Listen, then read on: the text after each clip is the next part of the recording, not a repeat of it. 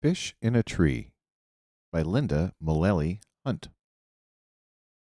Chapter 46 Flying Tigers and Baby Elephants. Well, Allie, Albert says to me at lunchtime, before I really knew you, I used to call you the Flying Tiger.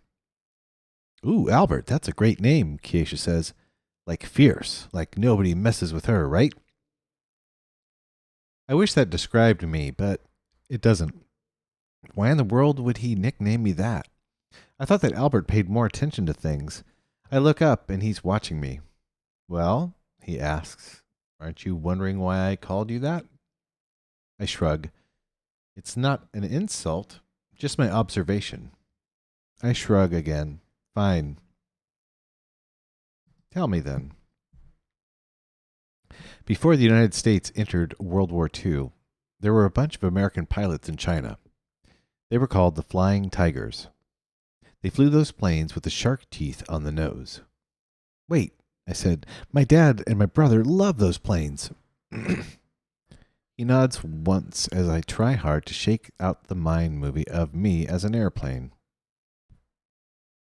They did not have many planes, so they would repaint them every few missions. Change a bit of the design and the numbers so that the Japanese would think there were far more of them than there really were.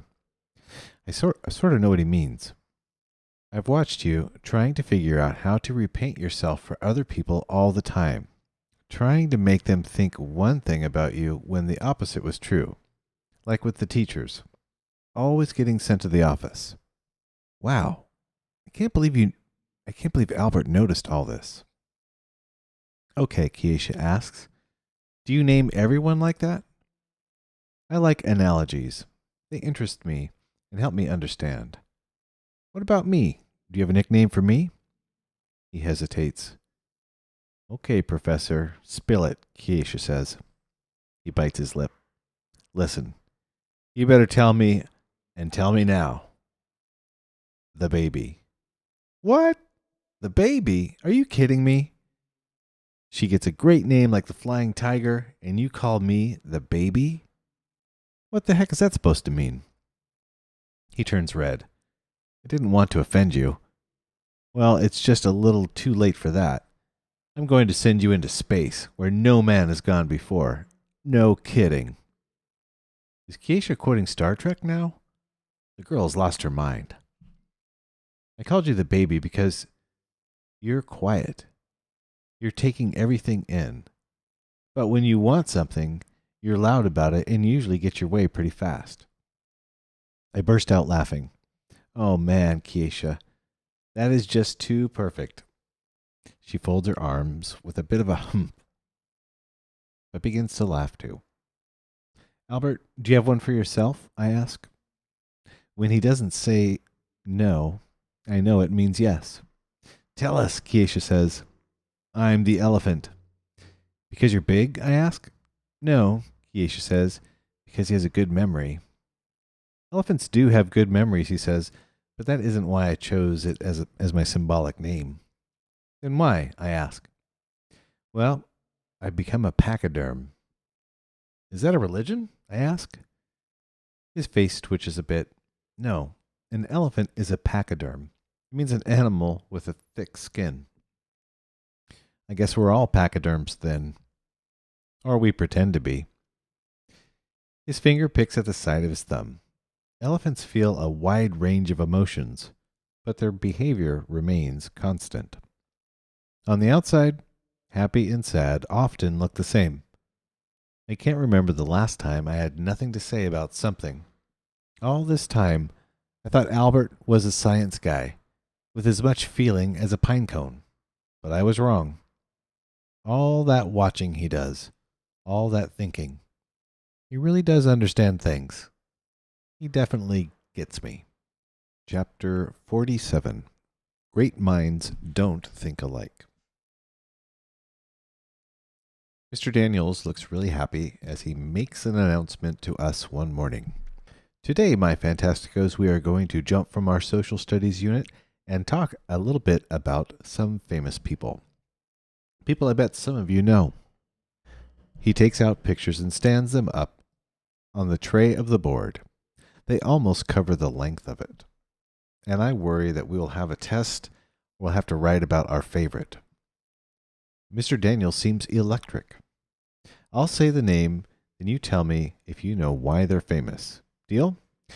No one raise your hands. Just call out. Wow, he's breaking the biggest teacher rule ever. He points to the first picture. Thomas Edison. Wait, I know who that is. I squeak out, he invented the light bulb? Great, Allie. But if you know, don't answer like a question. Declare your answer. I imagine myself at a podium in front of thousands of people, arms in the air, declaring my answer. What about this one? He asks. Max says, Alexander Graham Bell, who invented the telephone. I did a report on him. Most excellent work, Mr. Daniels says. The next one is George Washington. Everyone knows that one. Henry Ford? He asks. He invented the car, I declare. Well, he did begin the Ford Motor Company, but he didn't invent the car. He perfected the moving assembly line, which was a very clever way to build a lot of cars fast. Oh, Allie, how do you know about these inventors? My mom bought me a DVD called Schoolhouse Rock. It has a cartoon about inventors. Ah, yes. Schoolhouse Rock is awesome.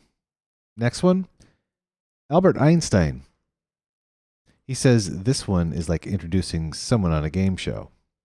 Albert raises his hand. Yes, Albert? Albert Einstein was born in Germany on March 14th, 1879. He's considered the greatest human mind to have ever lived in the field of physics, mathematics, and philosophy. He changed all of science with his ideas. My father says that the field of science was like Pinocchio as the puppet, and Einstein changed it into a real boy. Does he really? Mr. Daniels laughs. That's brilliant. Is your father a scientist, Albert? Yes, sir. He named me after Albert Einstein, so I know a lot about him. Keisha whispers to him. Is that why you style your hair after him? She turns to me. That boy has never seen a comb. Style my hair? Albert asks, confused. Mr. Daniels walks back towards the pictures. I have a feeling that Albert's father is quite a scientist indeed. We go through the rest of the pictures. Leonardo da Vinci, famous painter of the Mona Lisa, also a gifted inventor. Pablo Picasso, another famous painter who created a modern style that no one had ever seen before. Patricia Polacco, talented illustrator and author. Whoopi Goldberg, hilarious comedian and actress. Henry Winkler, famous actor and author. Muhammad Ali, world heavyweight champion in boxing. John F. Kennedy, 35th President of the United States. Winston Churchill, Prime Minister of England during World War II. His intelligence and grit kept the Nazis from taking over England. In fact, all these people had grit to spare. Grit. I like that word. John Lennon of the Beatles. Walt Disney, creator of Mickey Mouse.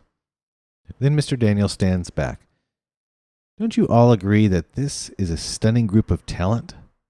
Is there anyone here that would be willing to stand up and say that any of these people were stupid? Everyone shakes their head.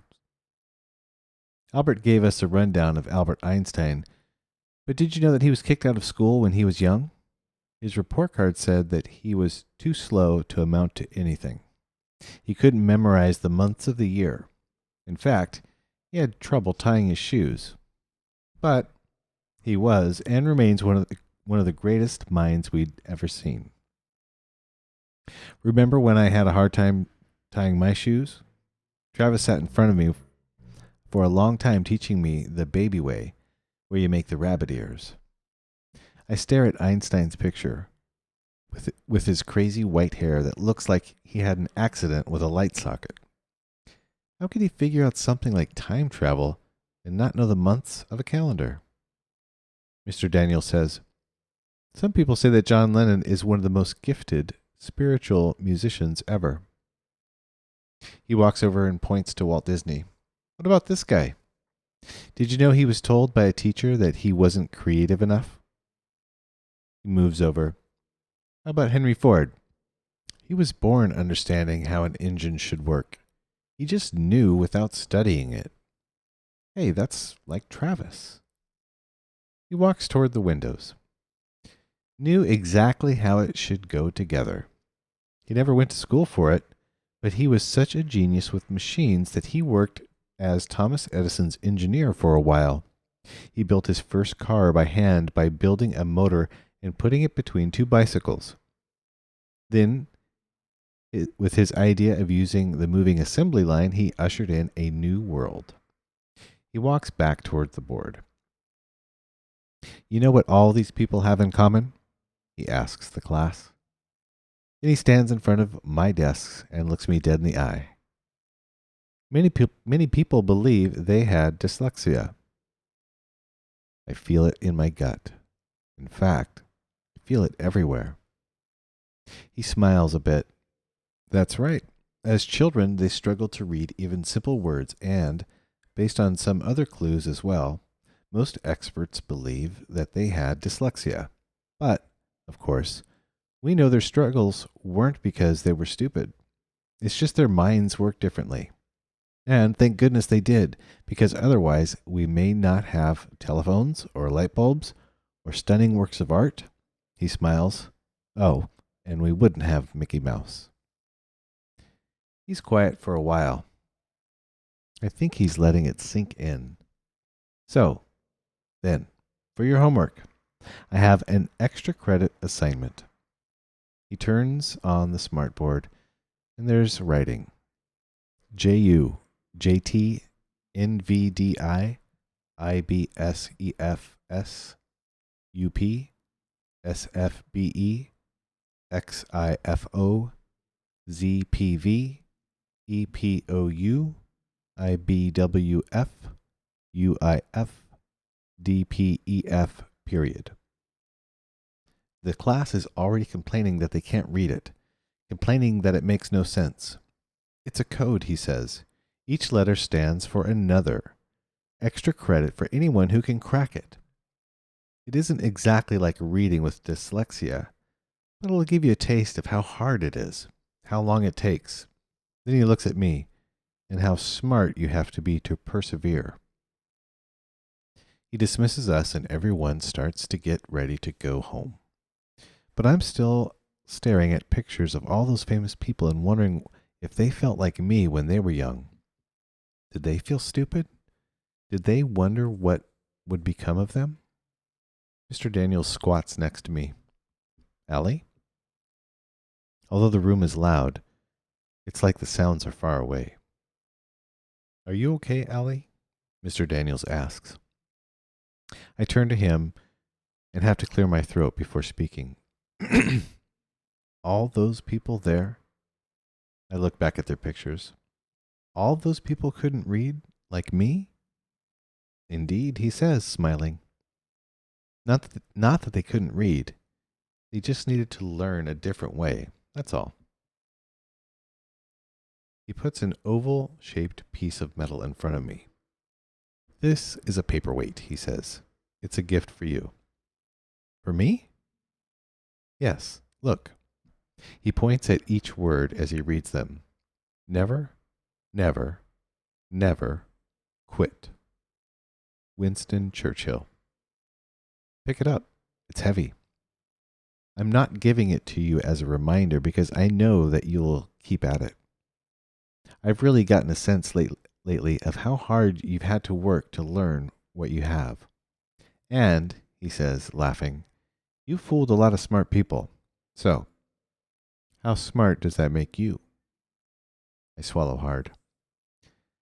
I'm giving it to you because I want you to know that I've noticed, and that you're going to be okay, Allie. He leans forward a bit. Better than okay, actually. My head swims with all that's changed in school and in me.